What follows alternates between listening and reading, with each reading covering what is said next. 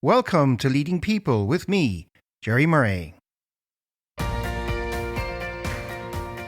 This is the podcast for leaders and HR decision makers who want to bring out the best in themselves and others. Every other week, I sit down with leading authors, researchers, and practitioners for deep dive conversations about the strategies, insights, and tools that drive personal and organizational success. And in between, I bring you one simple thing, short episodes that deliver practical insights and tips for immediate use. Whether you're here for useful tools or thought-provoking ideas, Leading People is your guide to better leadership.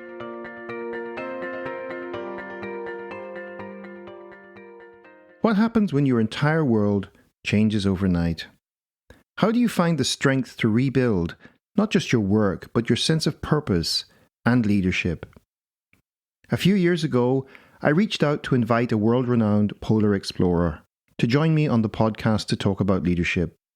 Sadly, that conversation never took place. But the story didn't end there. It has since evolved in remarkable ways, and today I'm joined by his partner in both life and adventure, Julie Brown, whose new book, Discover Your Pivot: How Strong Leaders Can Adapt to Any Situation, captures the lessons she's learned about resilience, purpose, and self-leadership. In this profound and moving conversation, Julie explains why pivoting is better than managing change, why collaboration is the key, and why strong leaders need a suitcase of options.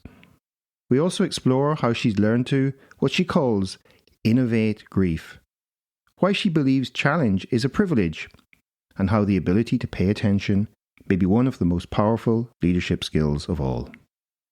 It's a conversation about leading through adversity, finding meaning in loss, and redefining what it means to be strong. Curious? Let's join Julie. Julie Brown, welcome back to Leading People. Thank you, Jerry. It's great to be back with you.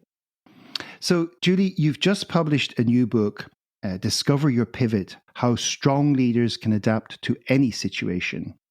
But before we dive into the book, and so my listeners can get to know you better, especially those who haven't heard you on a previous episode of Leading People, how did you get to where you are today? What pivotal people, places, or moments shaped this journey?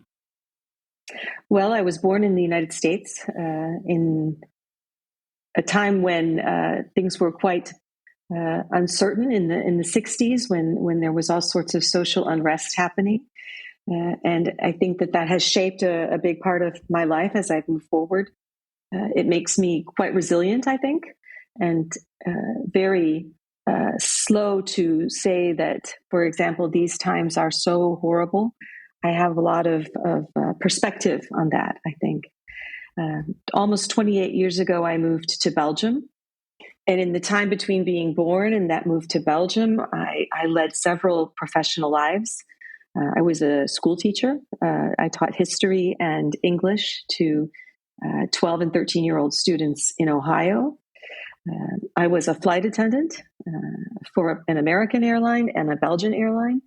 And so I traveled the world in a very, what could have been considered a superficial manner, but I made the most of every trip and enjoyed the learning experience of that career. And then for the last almost 28 years, I've been working together with my husband, Dixie, on polar expeditions, organizing polar expeditions, and translating the skills necessary for polar expeditions, successful polar expeditions, to corporate life and to professional life for people. Yeah. And I must say the English aspect comes out in the book. It's beautifully written. I know you had the natural flair.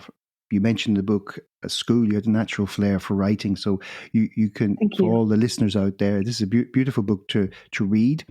It flows really nicely, very prosaic, and so worth getting a copy. So you mentioned Dixie, and I think it's 3 years now since he passed away. Sadly, four years. It's 4. Yeah, oh I know. Time goes.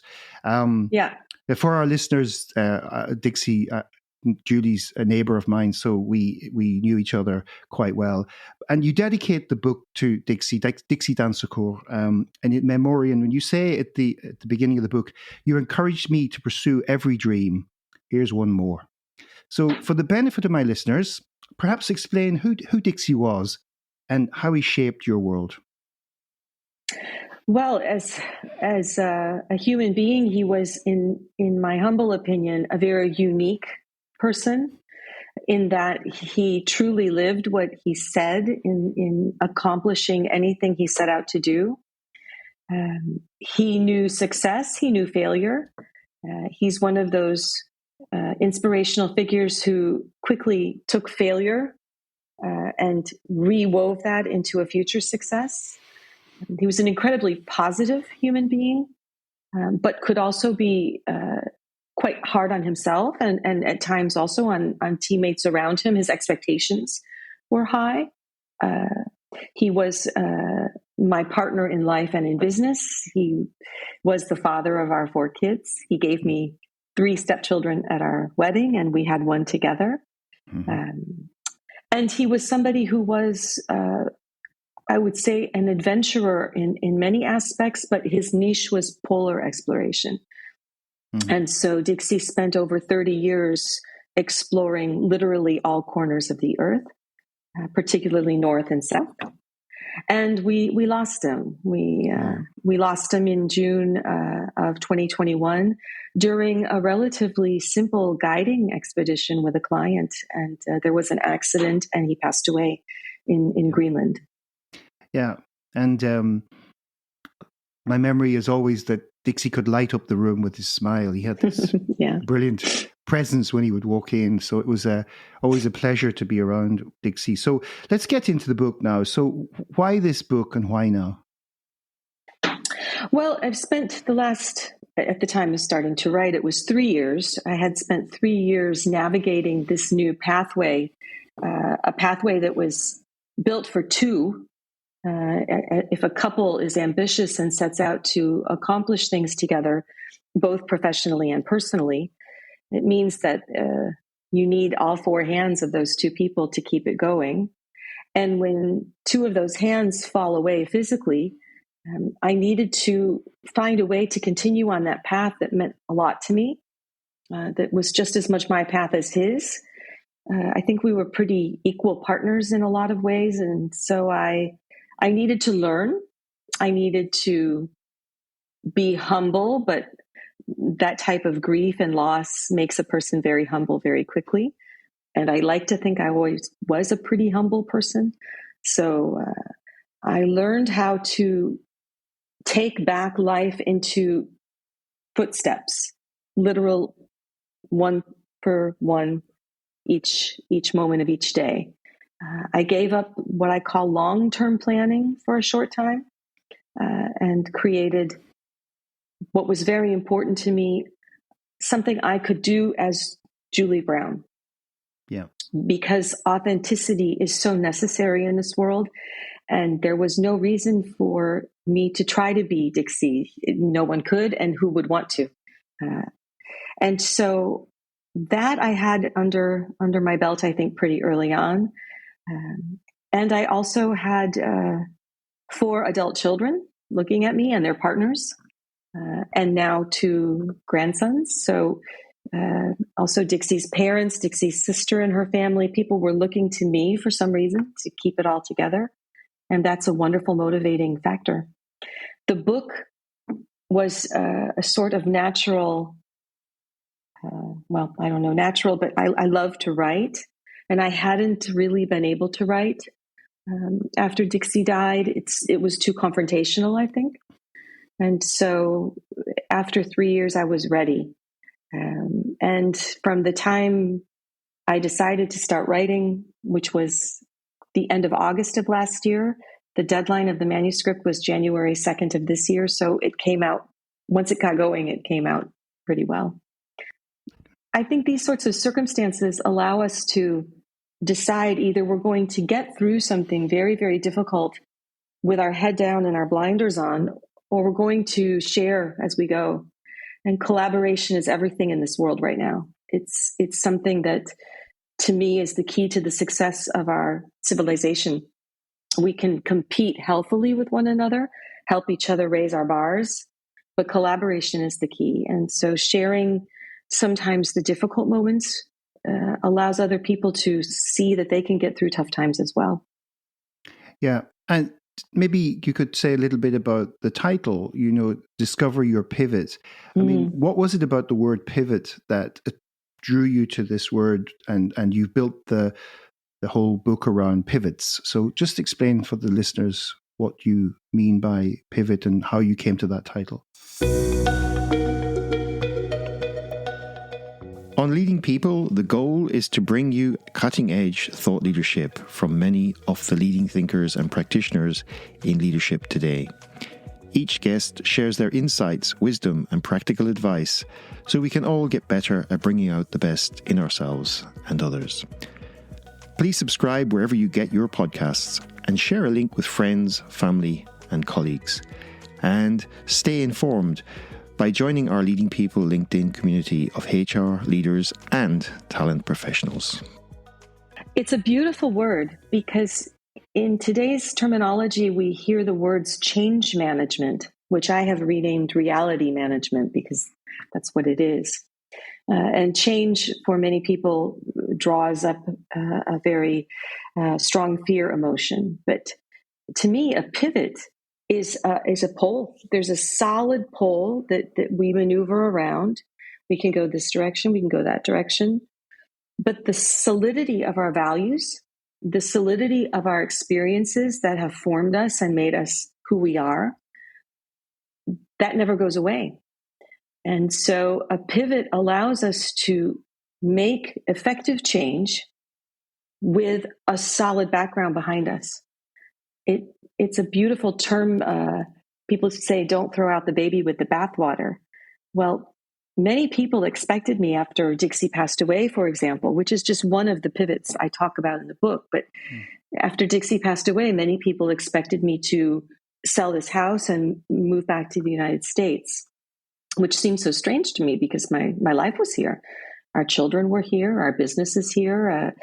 It made absolutely no sense to just give it all up. And that word pivot kept coming back to me. I know I realized at the time I had to make radical changes, but I didn't have to throw everything away. Yeah. And you took, just let me refer to that one chapter in the book because it kind of jumps out at you. It's not the first chapter, it was one of the middle chapters. The ultimate pivot you call innovating grief. What do you mean by innovating grief? For anybody out there who's experienced grief, what does Judy Brown mean by innovating grief? The beauty of saying that is that I said it from the beginning of this experience, and even more today, I believe in it. I believe that grief, in a bizarre way, is a privilege because it means we loved deeply.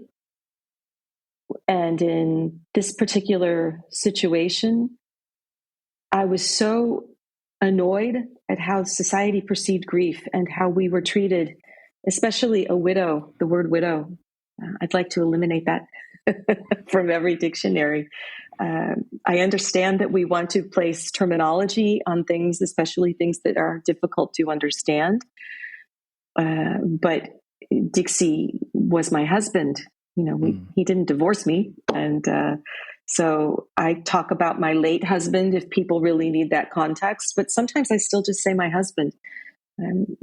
The love and the dedication to one another did not end the day he died.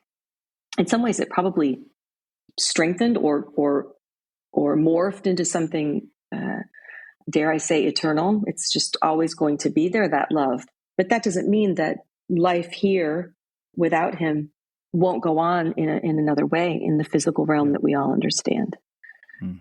You said my husband at the beginning of this conversation, actually.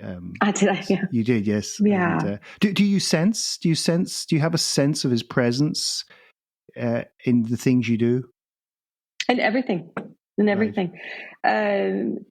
But you knew him. The energy of Dixie, if anyone was going to crack that code, of coming back, or at least sharing with us that beautiful mystery. It'll be him. He'll figure it out. But until that time, everything I still live in the same house he was in. The children and I still share wonderful stories about him. I'm not saying it's easy. I'm not saying that grief should be pure joy. That not at all. But there are ways, there are tips and tricks to make it lighter at times. Recognize it when it needs to be recognized, get it out, do the crying, do the sadness, do the anger, do all of that. And then return to this beautiful thing called life that someone like Dixie doesn't have anymore. And so I would say the word obligation to him, to my parents, to my brother, people I've lost, to live and live well and enjoy when I can. Okay, so let's contextualize that now around the subtitle of the book, How Strong Leaders Can Adapt to Any Situation. People might be saying, what's the chapter on grief got to do with strong leaders? But one of the things I notice is this human aspect to being a leader that you try to really bring out through the book. So perhaps tell us about some of the other pivots that you've structured the book around, and maybe explain, give some examples, how those are so meaningful to being a strong leader and being able to adapt to situations. Well, the one thing that I had to decide rather quickly was, would I keep our company going, yes or no, with our polar guiding team that Dixie had assembled and trained and made into this amazing group of people. And that decision we as a group made together in less than, I think it was 3 weeks. That we just said, okay, we're going forward. And then the responsibility of leading without Dixie there to lead with me was mysterious and at the same time familiar. I knew these guides. I trusted them implicitly, their dedication and their loyalty, especially after the situation of losing Dixie, because they all lost someone very important to them when he died. This made us as a team incredibly cohesive and I would dare say efficient. And I think that's a very important pivot for a leader if we're talking in a professional context. If you're a good leader, a strong leader, and a sustainable leader, your teams are going to go through ups and downs. And a strong leader is someone who can allow those down moments to not hold and drag, but to stir things up and shoot that team back out on the other side in some new fashion. You'll be holding on to the values you always had, but the behavior will change. The way of actually moving will change because perhaps you've lost a team member, perhaps there's been a restructuring, perhaps there's a directive that you can't ignore that you have to start following. Change is constant. And those types of pivots mark a strong leader. A strong leader is not afraid of change. A strong leader has a sort of suitcase packed ready with alternative options. And if we don't know what to do, I think strong leaders say, I don't know yet. I'm working on that. Being honest, being forthright, and keeping that passion as long as you can. Yeah.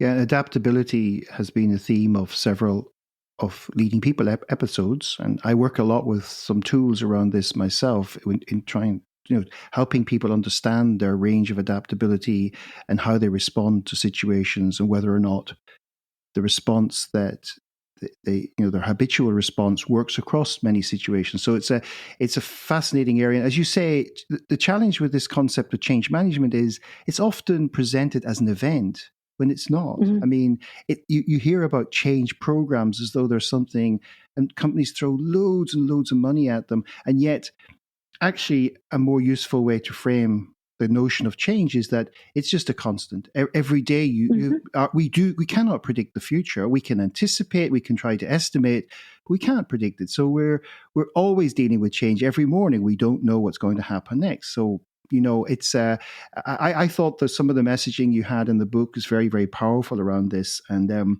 I just wanted to explore a little bit, because people out there might be going, okay, polar exploration, and what the hell, And I was then had a question here about, could you give us a flavor of how organizations are applying your insights about the pivots?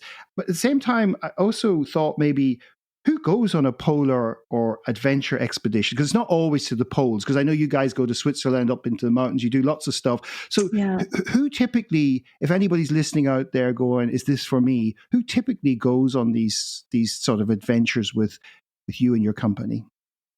Well, first of all, it's very important for you to know that expeditions are just one part of what I do. And the people who go on those expeditions tend to be people who are ready to explore something quite profound that takes them completely out of any recognizable comfort zone. The average age of people that we take is in their mid to late 40s. So it's usually people who have done the world travel, seen, traveled, experienced, and now they want to understand nature. They want to often, in recent times, understand the climate change that's going on. We only take these people in very small groups and under very strict parameters. Any travel is, of course, I'm not going to greenwash, but we truly do work under incredibly strict parameters in getting them there, getting them out of there, and meandering around in sensitive areas. But the niche that I've developed, especially in these last 4 years, is that my strength in our partnership was always the team building, the teamwork, and more recently networking. And so we've developed networking trips, soft adventures, and we call these trips in the footsteps of Dixie Dansercoer, where we bring together entrepreneurs and business leaders on a collaborative networking adventure. And we start with a very easy, yet incredibly profound trip through Iceland. We don't stop even in Reykjavik. I have nothing against Reykjavik, but most people can travel there on their own. We have a local guide team who takes us immediately out into the wilderness. We have very comfortable refugios and a couple of nice hotels in and out. But the purpose of these trips is that we're together all day long and all night long in conditions that inspire and make us want to collaborate and share and trust one another and encourage one another. And business gets done out there. I have no problem with that. It's networking for a reason, but I think the personal enrichment is what really sticks with all of us. And what else are you doing apart from obviously the big polar stuff plus these softer exploration tours? What else is Julie doing? Well, I continued what I actually ran for us all along, which is the corporate interventions. So I do keynote speeches. I do workshops. I've developed 2 duo keynotes with new partners here, both on leadership and on resilience. I am very, very, very proud to say that I've started coaching. That was something I never really saw myself doing. But having had a time as a young woman, as a tennis player, I know the power of a good coach. And so I've started doing some coaching, not personal so much, but for leaders, business leaders. And writing, I think it's come out, this first book, and there's more to come. Yeah. Okay, so if we get to the final chapter, you entitled that "How to Pivot Training Tips." So please share some of these. Some of them are quite fascinating. Just please share them with our listeners today. So what are some that stand out for you, and how did you arrive at these, and how do you translate them into day-to-day activities?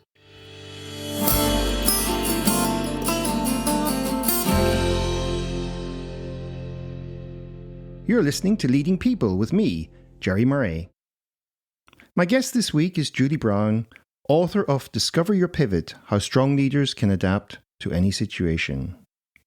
Coming up, Julie shares some simple yet powerful ways to train yourself to pivot. Practical habits that help you stay grounded, focused, and ready for whatever life throws your way. Well, they're so simple, some of them, but one of the things you and I had talked about, taking the stairs. It's such a simple concept. It's not mine. I can't own it. I don't even know where I probably absorbed it. But there's something about, in a world that's moving so fast, if you're given the opportunity to take a motorized elevator or escalator to another area, or you can take a staircase, take the stairs. Do your body a favor. Bodies today move way too little, probably myself included. I find myself craving movement or a short walk even. But taking the stairs is also beyond the physical benefits. There's a disciplinary mental click of, oh yes, I need to make the time to take the stairs, or I need to be in good enough shape to take the stairs. And it's a trigger that has, for decades, served me very, very well. Even when I was a flight attendant and in airports with those enormous, deep escalators or long train tunnels, even some of those train tunnels in airports have a walkway accompanying it. So it's a simple tip, but it was something that meant enough to me to share it. Also, I talk about learning languages. I think there's not just standardized languages per culture or country, but there's business lingo as well. And it's very important for us to be able to communicate with as little barrier as possible among us. And so Belgium is the best example. You know, I moved to this country that didn't just have one new language, but it has 3 official languages and a bunch of dialects. And making the effort to learn particularly Dutch and French and the West Flemish dialect of my husband's parents, it's served me well. It's a lot of effort, and I make a lot of mistakes still, but it's served me well. I admire your ability. I think the first time I ever heard you speaking Flemish was in the post office, and I don't think you even knew each other at the time. Really? You were speaking, and you were standing in the line and speaking Flemish. And my own experience is that I can have certain basic conversations in Flemish. I understand a lot. As one friend said, you have a passive kennis very well. The more important aspect of this is, because we live in this kind of Anglophonic, almost monocultural world, is if you really want to understand a culture and a people, the language is how they express that culture a lot, and how they express their values and belief systems and their norms, etc. So actually making an effort is not just about displaying that I can speak something. It's actually about understanding, isn't it? It's about understanding, because to me, communication begins with listening and absorbing and digesting. And again, I sense that time has another meaning right now. I think we may swerve back. Not back, but I think we may evolve into a place where we allow people the time to take information in, digest, and then respond. But I think that language today is something so vital, and our choice of words, particularly the perceived normalization of harsh words and anger. People tend to feel that they can just say whatever they have on their mind with no filter, and that's not being authentic all the time. That's just sometimes being rude. It's okay for us to use our language with respect of its power and how it will affect other people. I talk a lot in the book about communication, because communication has always been my role one of the roles that I filled at Polar Circles. And when we're communicating to people who are out in a remote area on the ice, our words are so carefully chosen because the battery power on the phone is limited, because they themselves may not be in a place where they're able to communicate very well. And it just taught me so much about clear, effective communication. Yeah. Yeah, and one other training tip you've given, and I'd just like to touch on this one, is the physical and mental preparation. So tell us a little bit about how you process that and what advice you give people who are listening. I remember the first time someone talked to me about the importance of sleep, and I was a relatively new biological mother. The other 3 kids were older, and I, of course, was in that phase where I wasn't going to be getting any real sleep for a while, and it made a huge impact on me. Take it forward 2 decades later, and I see the impact of how sleep helps with physical preparation for anything we do.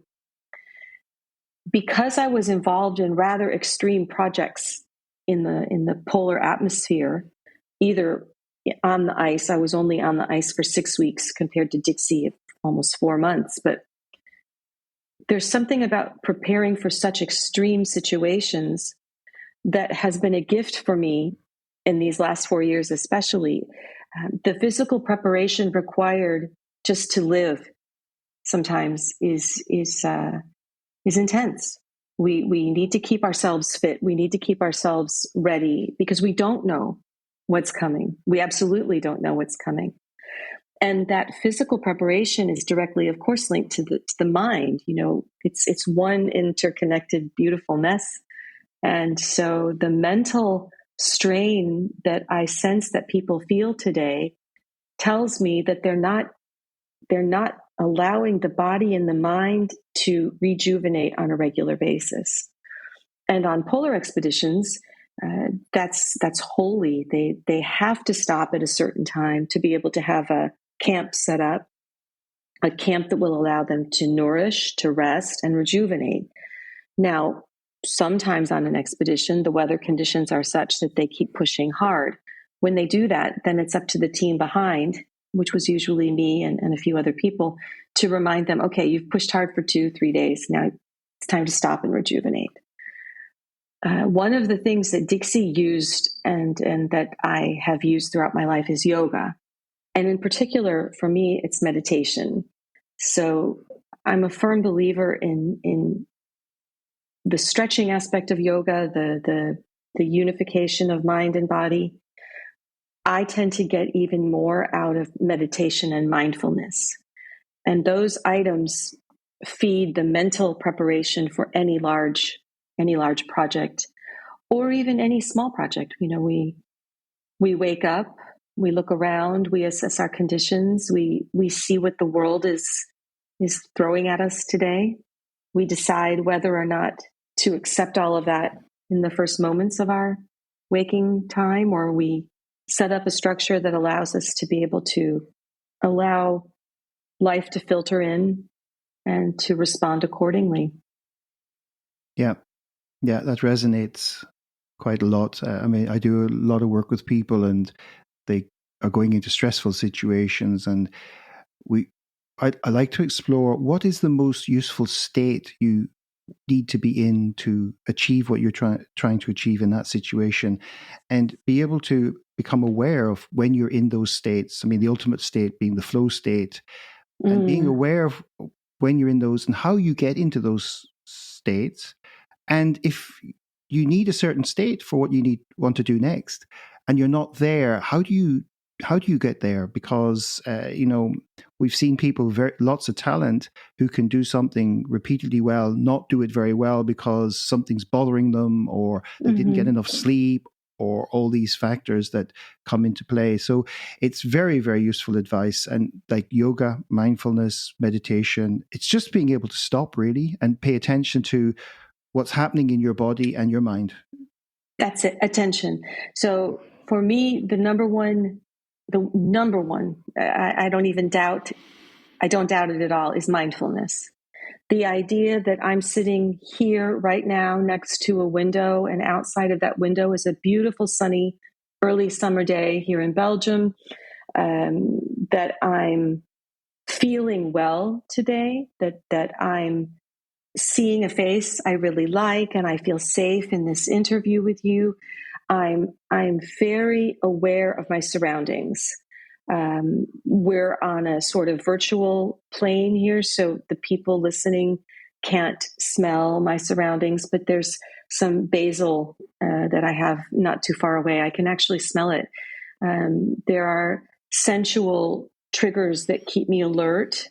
And these are the things that, to me, allow flow to begin its beautiful, magical potion that allows for really strong accomplishments. But even the top athletes and the Olympic champions, they don't achieve every day, all day long. They practice, they prepare, they nourish, they rest, they recover, and they have themselves in a state that allows them, particularly surrounded by strong teammates and support, because none of us are in this alone. But it allows them to achieve things that many of us say, wow, how did they do that? And so for me, it's mindfulness, being aware. And I shared an anecdote that just shocked me recently. On LinkedIn, I read a post where a person received a resume from a job applicant, where one of their skills was listed as able to concentrate.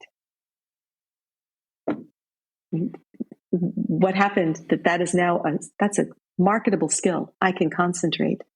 That says so much about this world where people are just constantly being pulled and distracted. So to achieve really big goals, I believe mindfulness is key. And it sounds so simple, but perseverance. That idea that, like in my situation, just which I'm very happy to share. I'm 4 years into a situation that is terrifying. I'm operating without a safety net on the trapeze of life. You know, I'm alone. I'm choosing right now to be without a partner because I'm still so connected to Dixie, I think. But that means that it's all here, and that could be just paralyzing in terror. But I'm very, very lucky. I have so much support around me. I have wonderful children and amazing friends and family, and so I think that idea of prestation, of accomplishment, it's not just at work. Sometimes it's just everyday life. And that's what a leader needs to remind himself or herself of. The people working with you, you can say for you, but they're working with you. These people are human beings, and quite often they're going through something that they may not want to share at work. And so it means you have to be very mindful of what's going on around you, who's falling a little bit behind, and why. And quite often we can catch them at an early phase and help them. Sometimes we can't. Sometimes we can't, and we have to accept that too. Okay. So coming to the end, and before everybody rushes off to update their CV or resume with concentration as a skill, who knows, eh? Who knows? What's the one big idea or key takeaway that you'd like my listeners to leave with today, if you haven't already expressed it? It's life is so beautiful, and all of the challenges that we face are privileges. It means you're alive, and it means you're in the game, and it means that you're there to do something. It means that you're needed. Sometimes people feel very dispensable, and no one is dispensable. We need every single human being on this planet right now to do his or her best. And I think that I'd love to leave people with the idea that change is something that is to be embraced, even though it's not always comfortable. And please don't think I'm making light of some very heavy things we've talked about. I've gone through some of the most difficult moments I've ever had to in the last few years. And that doesn't make them easier, but it makes it an awareness that I'm still lucky. I'm still lucky to be here. And I have something to give. And I just want to remind everybody of that. Your pivots mean that you're out there doing something. And it's probably something we really need.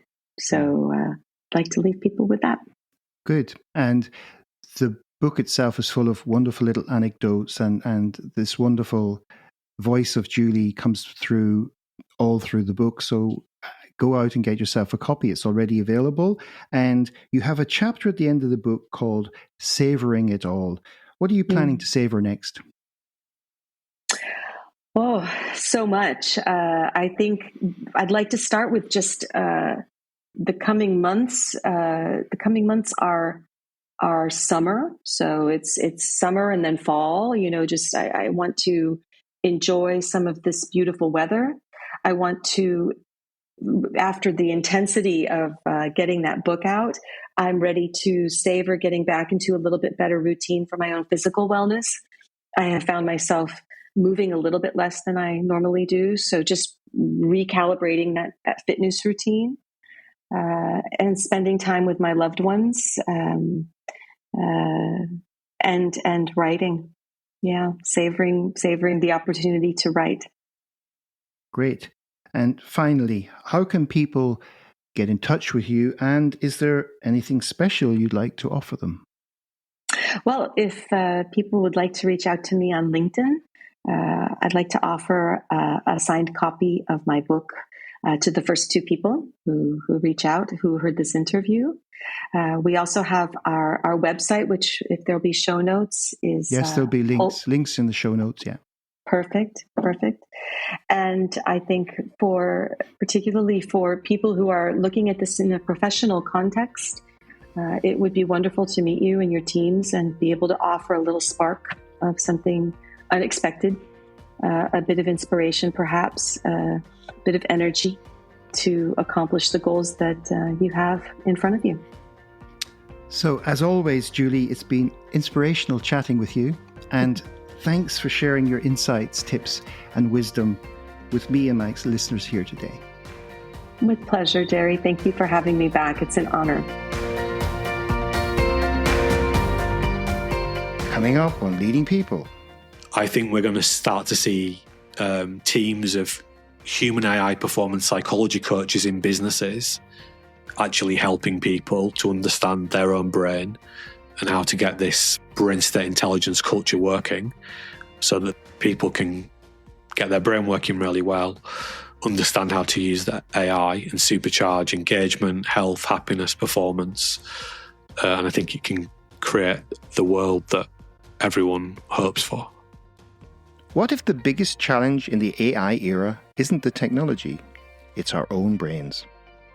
In my next episode, I speak with Dr. John Finn, founder of Tougher Minds and author of Train Your Brain for the AI Revolution. John explains why understanding how our brains actually work could be the ultimate key to thriving, not just surviving, in an AI-driven world. It's a fascinating and practical conversation that connects beautifully with the self-leadership themes we explored with Julie Brown, expanding the discussion into how we can train our brains to adapt and perform at their best in an age of constant change. You won't want to miss it. And remember, before our next full episode, there's another One Simple Thing episode waiting for you. A quick and actionable tip to help you lead and live better. Keep an eye out for it wherever you listen to this podcast. Until next time.